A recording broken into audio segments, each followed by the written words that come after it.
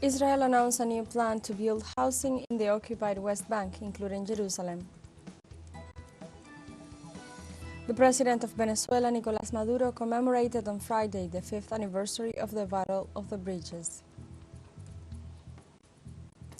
Egypt said on Friday it had signed a deal with the United Arab Emirates to develop a prime stretch of its Mediterranean coast that would bring the nation $35 billion of investments in the next 2 months.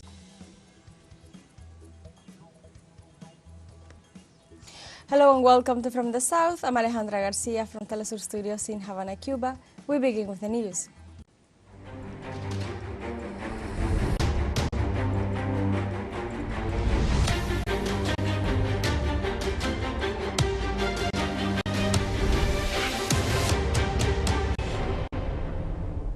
At least 24 civilians were killed and others were injured on Friday in a new massacre committed by the Israeli occupation on Deir al-Balah city in the central Gaza Strip.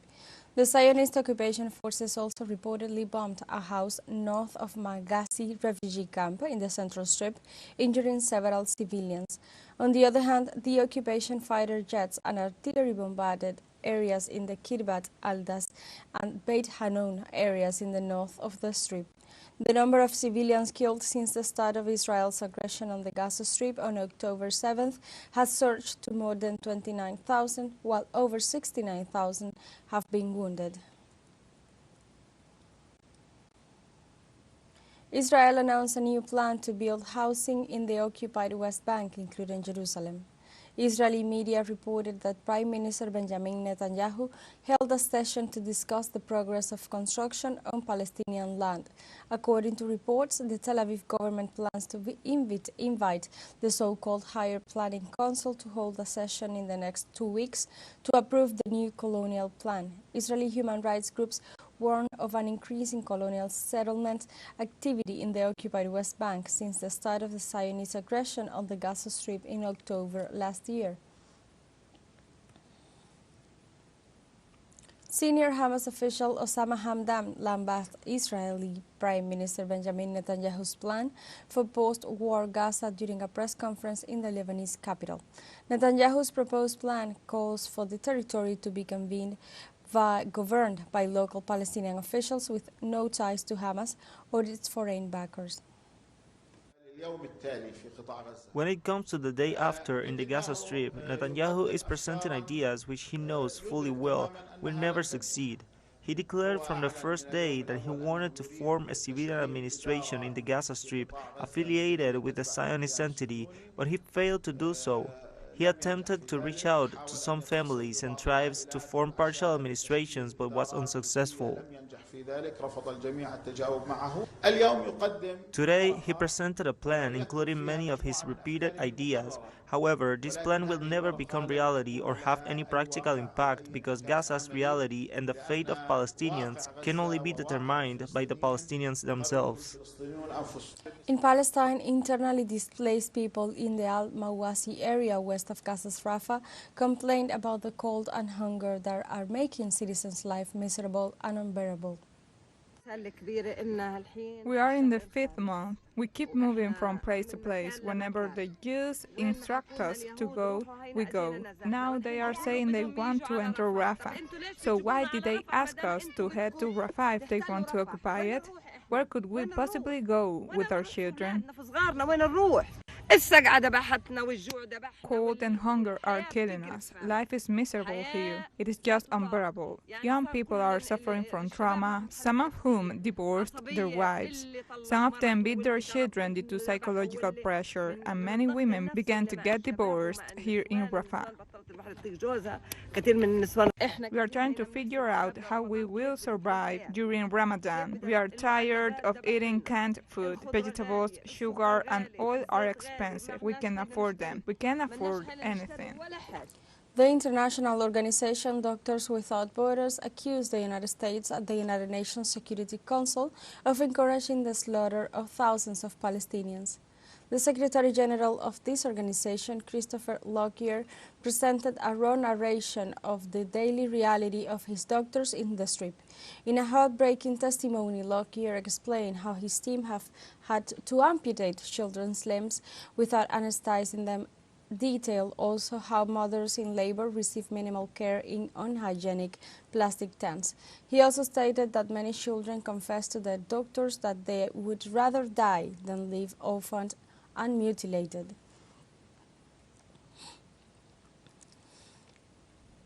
Let's take a short break, but remember you can join us on TikTok at teleSUR English, where you will find news in different formats, news updates and more. Other stories coming up, stay with us.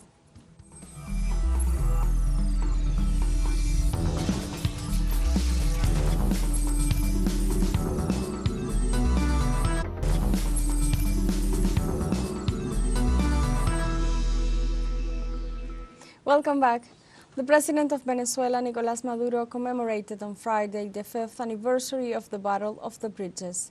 Rallies and concerts were held throughout the national territory to celebrate the triumph of the country 5 years ago. During the event, the President praised the civic, military and police union that defeated the invasion plan orchestrated by imperialism and its accomplices in the region. In this context, in 2019, ultra-right sectors led by former Congressman Juan Guaidó and former United States President Donald Trump promoted a plan to invade the Caribbean country under the pretext of a supposed humanitarian aid caravan.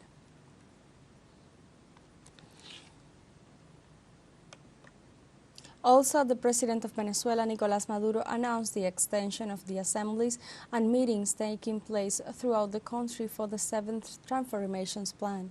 The head of state informed about the reception of the first account of the phase of the consultation, debate and action method, which has good figures. The President highlighted the holding of some 1,500 assemblies of the 7th Transformations in the city of Caracas alone, in which more than 40,000 people have participated. Nicolás Maduro assured that he is attentive to all the workers' interventions and the results generated by the flow of proposals in this national debate.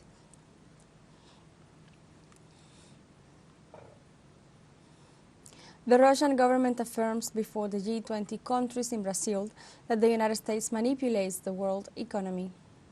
Russian Foreign Minister Sergei Lavrov pointed out that the current situation in the world economy is distorted by the methods used by the West or to punish those who do not follow its rules. He emphasized the measures used by Washington and its Western allies to manipulate the global economy and to eliminate their competitors. The head of the Russian diplomacy commented that if a country refuses to offer its resources or opposes the wishes of the U.S. government, it will be target of Washington's restrictions.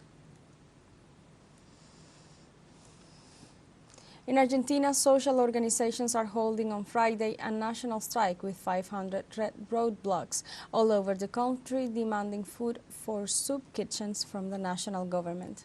Leftists and Peronist social movements united to perform a mobilization that seeks to visibilize the costs that the country's 44,000 soup kitchens are suffering. This action is the first one since the inauguration of the President Javier Milei, where social organizations such as the Union of Workers of the Economy converge with the class and militant movements and the leftist Polo Obrero. Milei carried out the most severe adjustments of the last 30 years, affecting the most vulnerable sectors of the country. This adjustment, which is really a cutting in state spendings, has had an impact on poverty and indigence as well as on social conflict.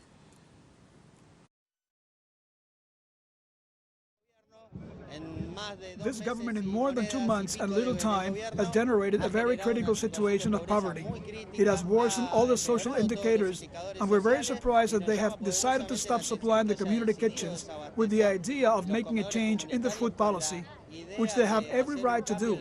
But in the course of this change, they cannot make the decision to stop supplying, because today the reality is that there are millions of families who are not eating. The U.S. government announced 500 new sanctions against Russia targeting the nation's financial sector and military-industrial complex. The measure is the most extensive package of sanctions against Russia since it launched its special military operation in Ukraine 2 years ago. U.S. President Joe Biden said that new exports restrictions will be implemented on at least 100 entities for supporting Russia in its operation in Ukraine. He added that the aim is to reduce Moscow's energy revenues and urged the approval of aid to Kyiv in the House of Representatives. On the other hand, the U.S. Undersecretary stressed that the new sanctions are aimed at closing opportunities for Moscow's development. Despite the extent of the sanctions that Western allies have imposed on Russia, its economy has proven to be resilient, and according to the IMF, its economy has been growing faster than expected. The International Monetary Fund, IMF, has approved a loan to Ukraine for more than $880 million. The allocation is part of a financing package of about $15,600 million to be provided in the course of the next 4 years. The information was released by the IMF through a statement in which it assured that Kyiv will have to fulfill some conditions to get the funds in compliance with the agreement.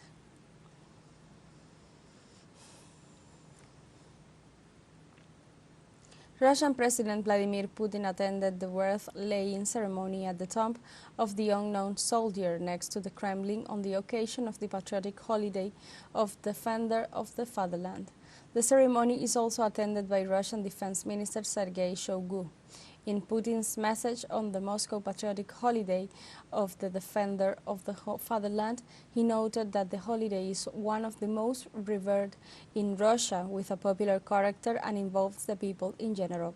The leader said that Russia is proud of its army and navy, of their persistent and fearless character tempered in hard battles, of their loyalty to the Russian military school, of the oldest of the great commanders, and the experience of many generations of soldiers. Putin concluded wishing good health and new successes for the benefit of the fatherland.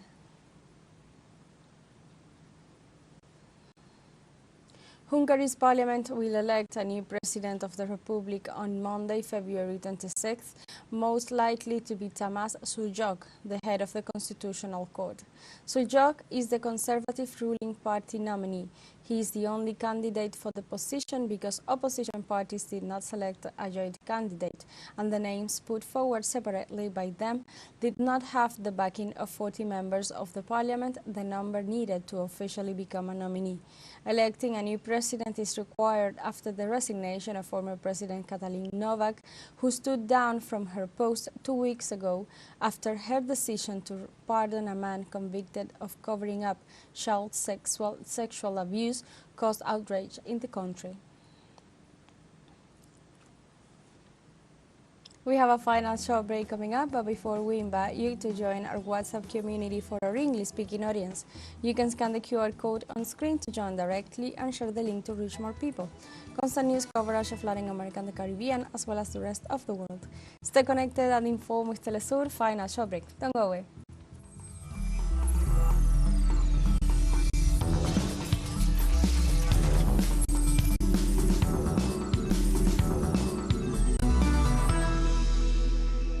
Welcome back to From the South.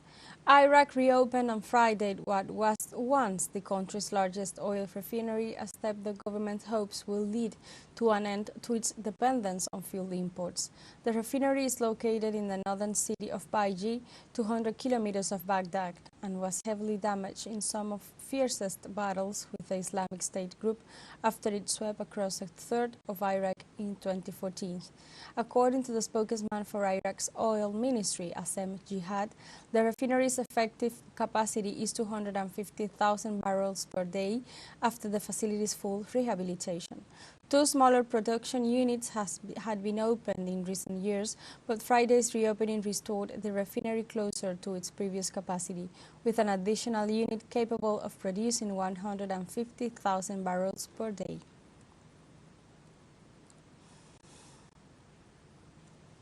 Egypt said on Friday it had signed a deal with the United Arab Emirates to develop a prime stretch of its Mediterranean coast that would bring the nation $35 billion of investments in the next 2 months.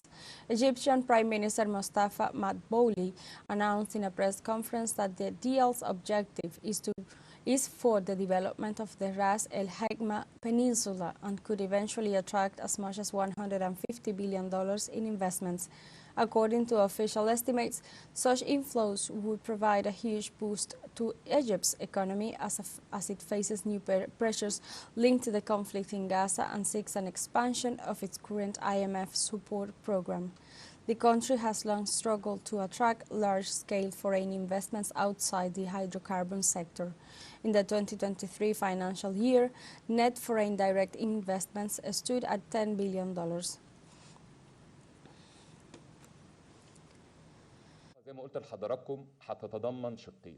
The deal, as I told you, includes two parts. A financial part that will be paid in advance, and the other part is a share of the project's profits for the Egyptian state throughout the duration of the project. The financial part, which is in advance, will include an injection of $35 billion in foreign direct investment into Egypt over the next 2 months. Zimbabwe's Ministry of Agriculture on Friday reported the arrival of the first batch of grain shipped by Russia amid continued Western sanctions against the Russian nation.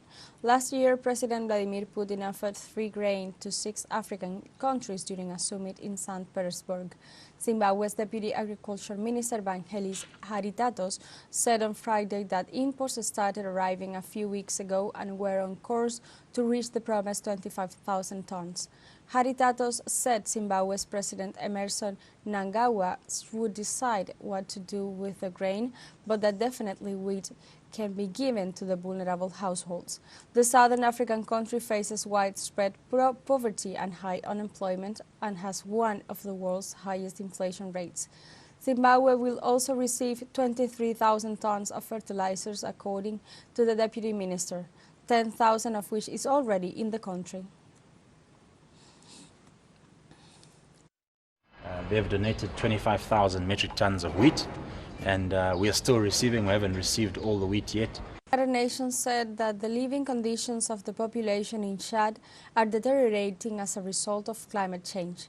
The United Nations Office for the Coordination of Humanitarian Affairs warned that the worsening food security and nutrition situation in the African nation was due to climate change, which is causing food and fuel prices to rise. The United Nations agency announced it has included Chad in the list of nations benefiting from the Central Emergency Response Fund.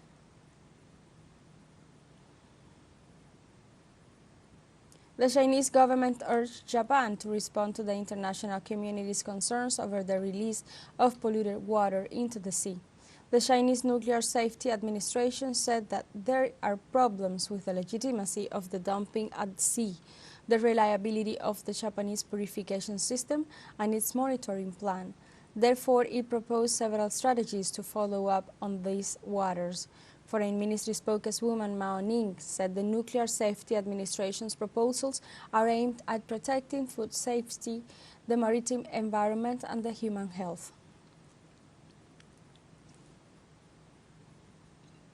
We have come to the end of this news brief, but you can find these and many other stories on our website at telesurenglish.net and join us on social media, Facebook, X, Instagram, Telegram, and TikTok.